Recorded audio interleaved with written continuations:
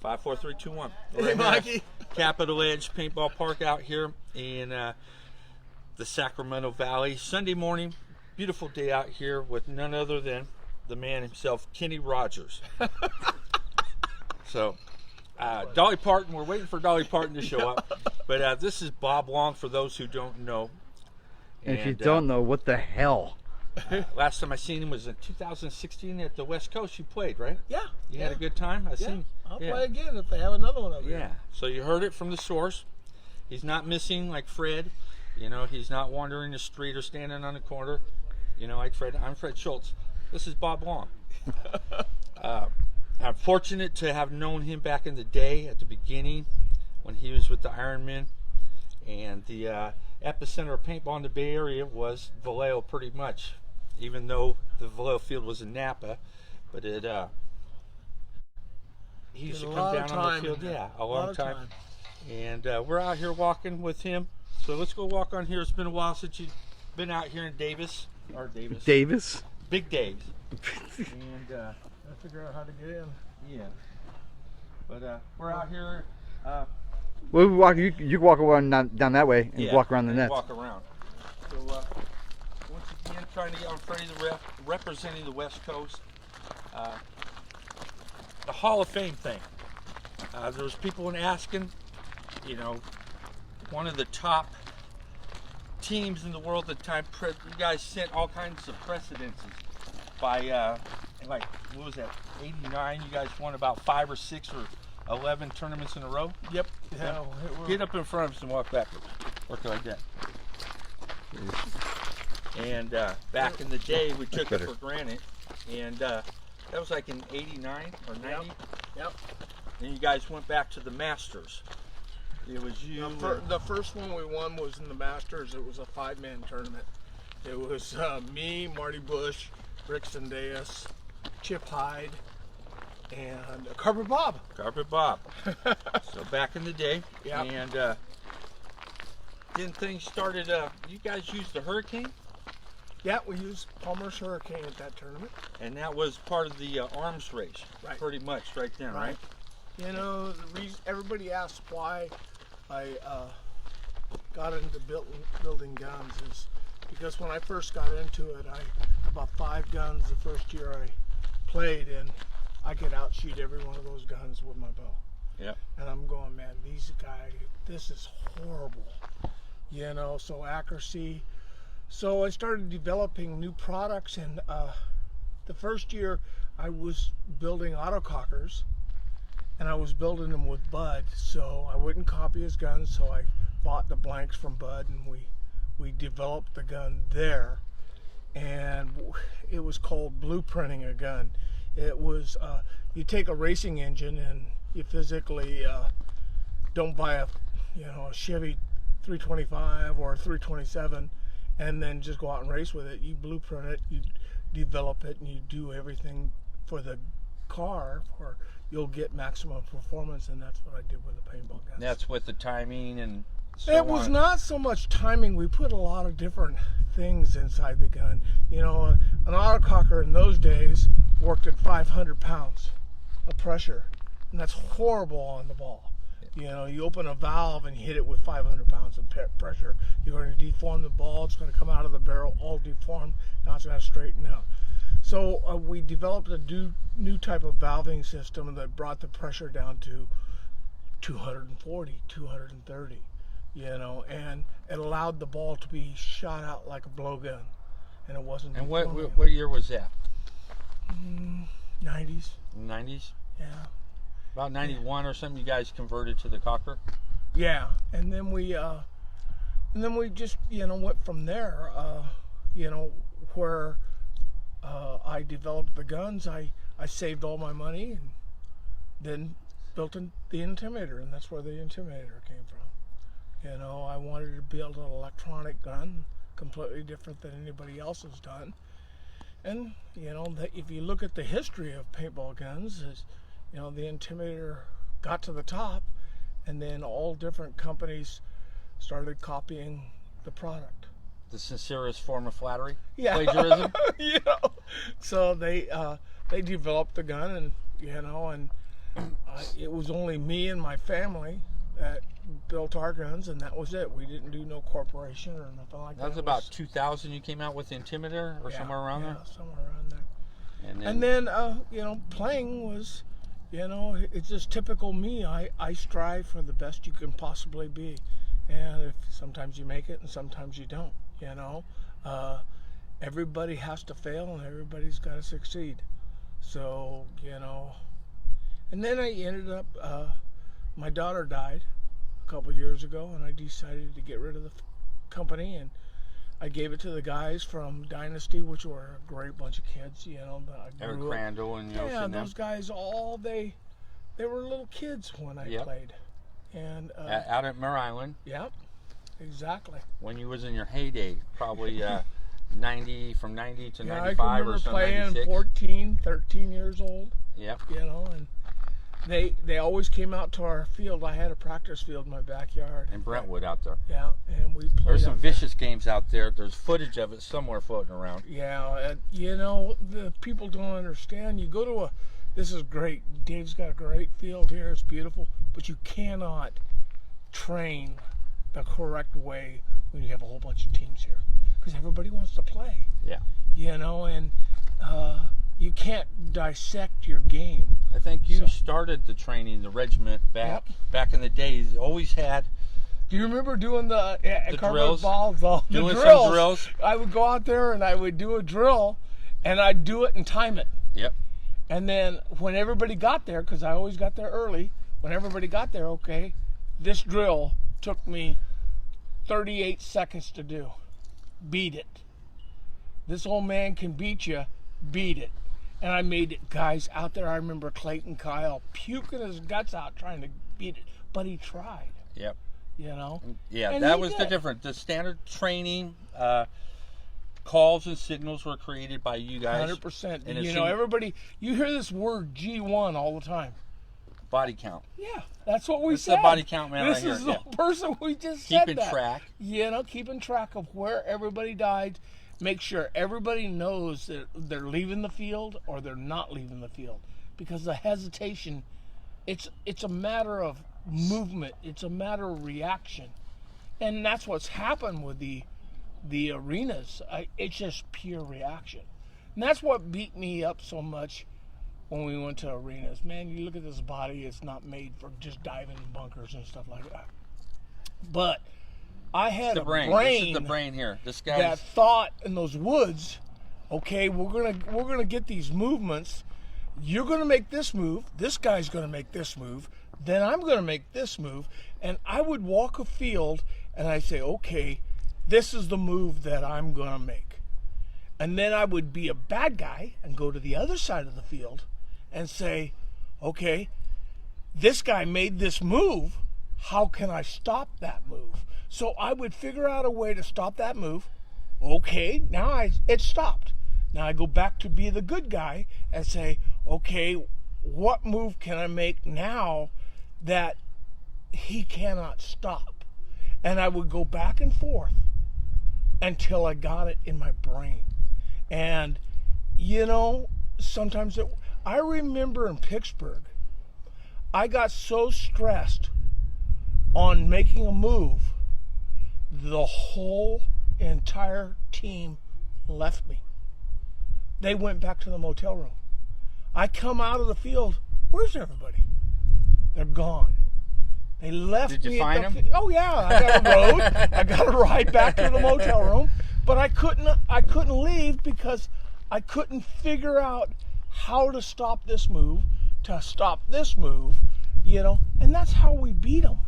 You know, these guys, they would just walk onto a field and say, hey, we're going to play paintball. Let's go out there and who can shoot each other the fast. That wasn't the game.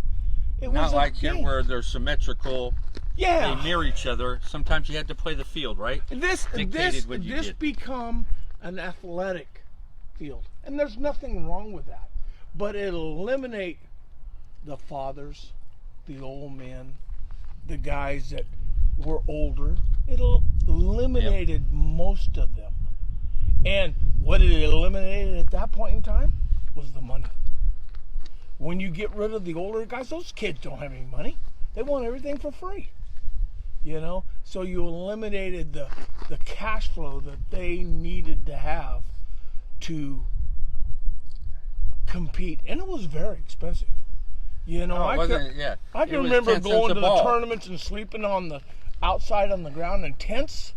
You know, frequent flyer miles.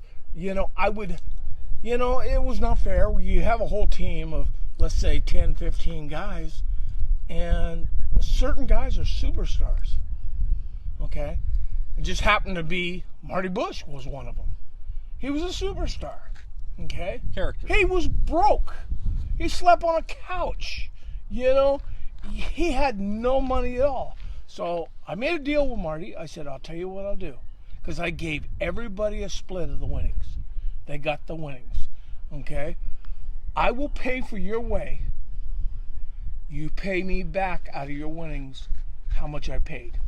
And he made that deal. He did that for 5 years. You know, that's how he afforded to go to these tournaments. And not everybody can, you know, there was no sponsorship in those days.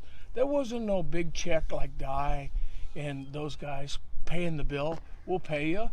Impact, you know, those guys have the money. There wasn't nothing. Zero.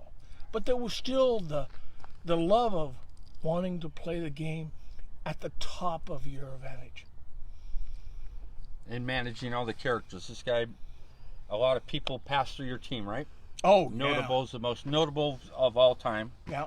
So I watched it from my perspective in the early days, how it was a rich gene pool there in our whole community 100%. of the Bay Area. You could see the talent, okay? And it wasn't just, hey, he's a great guy. Yeah, he can play.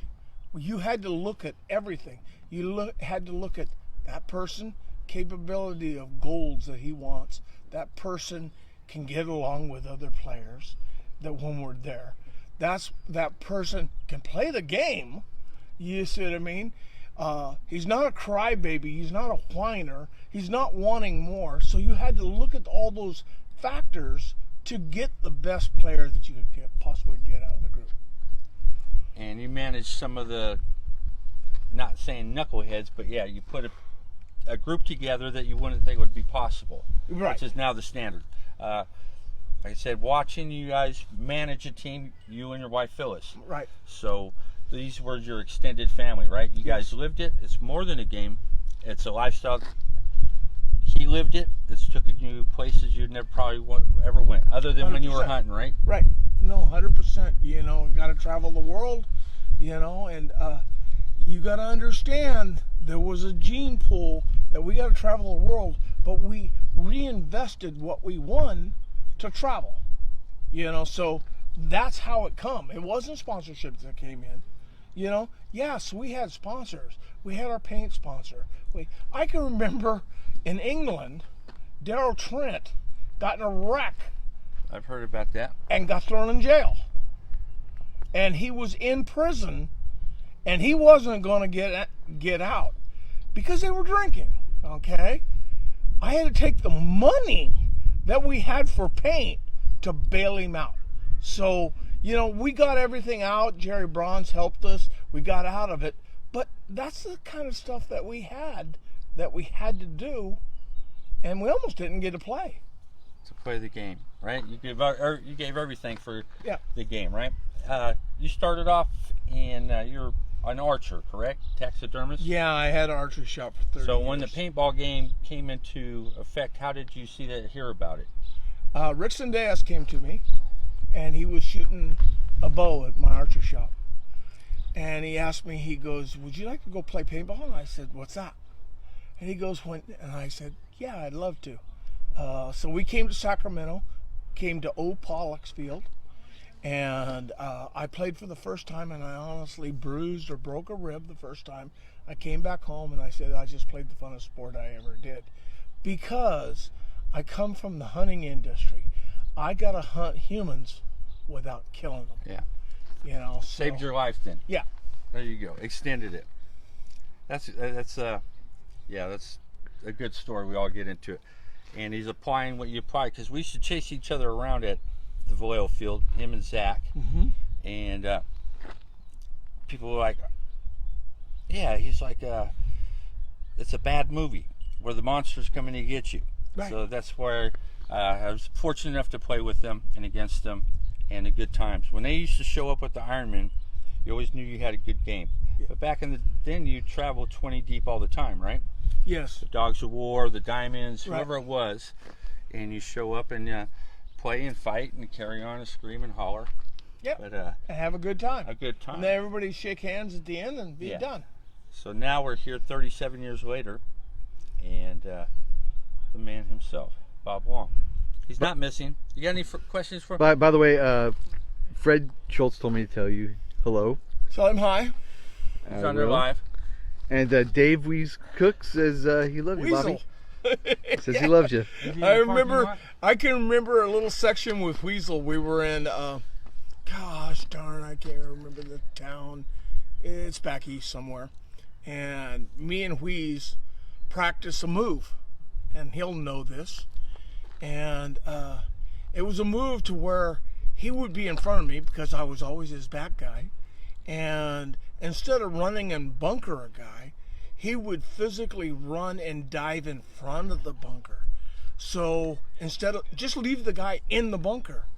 So what that bunker would do, automatically he would jump over the top and shoot him. That was the plan. So we had a move to where he'd dive into the bunker in front of it, and I'd be set up waiting for the guy to come over the top. And the second that guy came over the top, I shot him. And if he shot Weasel, we got a 1-for-1 from the guy. And if he didn't shoot Weasel, we did the exact same move. And we did it in front of an audience one time. It wasn't planned. It just, we just cost practice move. So we set it up and we did it. And I remember the captain of Texas Storm saying on the sideline, that was a move planned. So we had these kind of things planned. Practiced back in the day, the calls, We the did. signals, and with the quickness of doing a biological, my opinion, you guys started a biological thing. Once you got it down, you knew by line of sight what was going to happen by body language. It was a physical game of chess on the program, and you knew if that guy got to that position, what the next move was to get rid of that, to get that angle, to get that. We did this so many times. It was part of you. You got to do these different moves without even thinking about it. And I could look at Weasel, Marty, any one of the guys. I could see what they were thinking without me. Now this is a back guy talking about his front guys, because I could see the move that they were thinking, and he didn't have to turn around and say, "Hey Bob, I'm going to do this." I could see it. I could watch him as I'm playing, holding him down, holding all the heads down, and what his next move was. People don't understand that you got to read your own players. If it takes them, you have to turn around and say, "I'm going to move over here." It's too late. Ain't going to happen. You know, that other person is going to counter that quick. He knows. I know when my front guys are getting ready and you got guys buried in bunkers and they're holding off these angles, because that's what they did against us. All they did was angle shoot. Keep those angles. Well, I'd get my front guys, they'd work their way. I didn't tell them to do it. They worked their way at the angle, and they would line up their bunker move. And I knew when that was going to happen, and I would just put them down and keep those guys put down now. And they'd shoot 3 guys that quick. Pat Rader says hello. How you doing, Pat? But on, like I said, the biological thing you guys created, then the dialogue, and that was in like 89, 90, the drills you guys performed. Like you said, of watching it many times and then applying it at a tournament. But back in the day, on a woods ball field, the fields were different sides were stronger and weaker perceived. So 100%. You know? What these guys did were able to adapt, no matter what the scenario was, being Walmart, whatever catastrophe, they could come out and anticipate. They knew their left and right. You probably had the dialogue. You could hear the discussions between your people talking where there was. We had a game in Oregon, and it was a legal move that we went up 3 or 4 days earlier The guys needed a break anyway. We went golfing and goofed around. But we were allowed to play the field in the woods, which nobody thought would ever help you that much. But we spent the time, we went out there, and we knew there was a field that was on a hillside, and it was a knob. So you flag station below, and this knob, and you ran up the hill, and you fought from the knob. We figured out every angle to every bunker almost perfectly. We would put a guy in a bunker, then we'd go back to our side, and we'd shoot. Boom, boom, boom, boom, boom, boom. That's where we got to shoot. And it would rain into that bunker. We'd rain the paths they ran. So we had that. Leading the player. Yeah, we figured it out. We played ground zero for the semifinals. We shot 9 of them out of the break. And they lost the game. It was just, and you picked it up right when there, so you guys just Jerry steamrolled. Bronze went nuts. Says, you know the field too good. They took that field out of the finals. Counter. He was always thinking of strategies always. Which took people a long time to figure out. No, I understand. I honestly think The West Coast hustle was right here. This is the. I think we hustler. lost it when we went to arenas. Yeah. This is my Changed. You know, when I played Tom Cole's league, and I got to play it for 3 years, 2 years, and I won 90% of them. You know, You guys were the Assassins then? Yeah. Okay, the Oakland Assassins. So it's a woods ball thing, and it's thinking. You know, I'm going to give you one scenario in Tom's league. In the league, you got to send a person out as a scout 10 seconds before anybody else gets to run. So it's kind of cool. You run a guy out there and he hides and, you know, he shoots somebody, whatever, you know.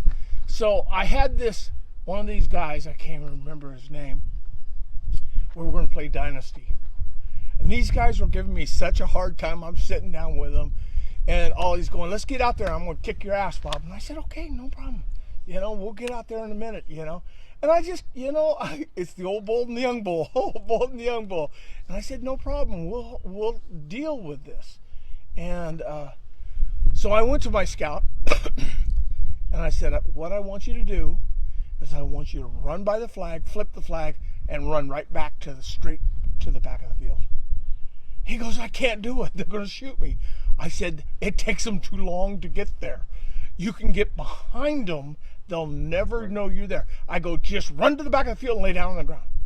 I go, don't stand up because they're going to see you. Just run back there and lay down. He goes, no way, I ain't going to do it. And he goes, I can't do the flag. I said, you're running right by the flag. It takes this much time. So I had to convince him. And I finally convinced him, and he ran by him in the final game and hid. And here comes Dynasty, all three guys on my side of the field. They came around, okay, and they started fighting us. We fought. He walked right behind them, went bang, bang, bang. All 3 guys, done, game over. So it was just outsmarting them. We didn't outmuscle them. They were better players than us, but we just outsmarted That's them. the game. You got to get, It was a mind game, like I said. Watching him do that and be part of watching it, mostly watching it. And being at the World Cup and watching you guys. In the old day in the Ironman, teams lost before they went on the field. They would watch us walk on the field, and they go, we're going to get our ass kicked. And that was just a mental aspect. We let that go. Yeah, we were good players, but we had it here making them psych them out. Okay, I was going to... Something else. We're going to cut this short here for a minute, and we'll get back to you guys. Hi, guys. Yeah, we'll be back. Well, I hope you enjoyed the video. If you did, hit that subscribe button, give it a thumbs up, and don't forget to share. Please join me on Facebook and Instagram. I also have a Patreon account in case you would like to become a Patreon. All the links are listed down below. Thanks for watching.